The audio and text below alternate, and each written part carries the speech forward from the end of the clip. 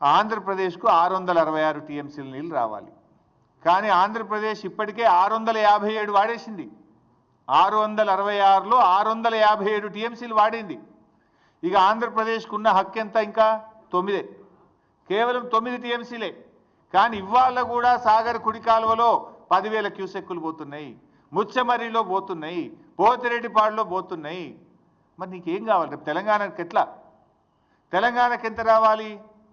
ఆ రేషియో ప్రకారం 34 ప్రకారం చూసినా కూడా 343 టీఎంసీల నీళ్లు తెలంగాణకు రావాలి.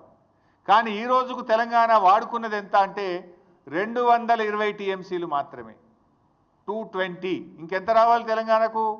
123 టీఎంసీలు రావాలి. 123 టీఎంసీలు తెలంగాణకు రావాలి, ఆంధ్రాకు రావాల్సింది 9. అంటే ఎంత నిర్లక్ష్యం మీది? మొత్తం కలిపితే కూడా ఎంత అవుతుంది? ఈ 123, 9 కలిపితే 132 టీఎంసీలు కావాలి. ఇంకా 132 కావాలి. ఉన్న నీళ్ళు ఎంత తెలుసా? ఇప్పుడు శ్రీశైలంలో సాగర్లో కలిపి ఉన్నాయి 100 టీఎంసీలు. ఇప్పుడు మరి యాడికెళ్ళి తెస్తావు? నీకు రావాల్సింది 123, ఆంధ్రప్రదేశ్కు రావాల్సింది 9, మొత్తం కలిసి రావాల్సింది 133. ఇప్పుడు ఉన్నది ఎంత అంటే 100. మరి ఇప్పుడు నష్టం ఎవరికి? ఈ 100లో వాడు ఇంకా తరలిస్తూనే ఉన్నాడు. బంద్ పెట్టాలి కదా. ఈ 100లో కూడా ఆంధ్రప్రదేశ్ తీసుకుపోతూనే ఉన్నది ఇంకా.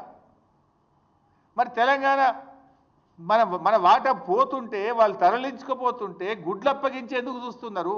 ఇంజనీర్లు ఏం చేస్తున్నారు? మీరు ఆంధ్రాకి వెళ్ళి ఆంధ్ర చీఫ్ సెక్రటరీ రిటైర్డ్ తెచ్చి అడ్వైజర్గా పెట్టుకున్నారు కదా. అడ్వైజర్ ఏం చేస్తుండు? ఈఎన్సీలు ఏం చేస్తుండు? నీటిపారుదల శాఖ మంత్రి ఏం చేస్తుండు?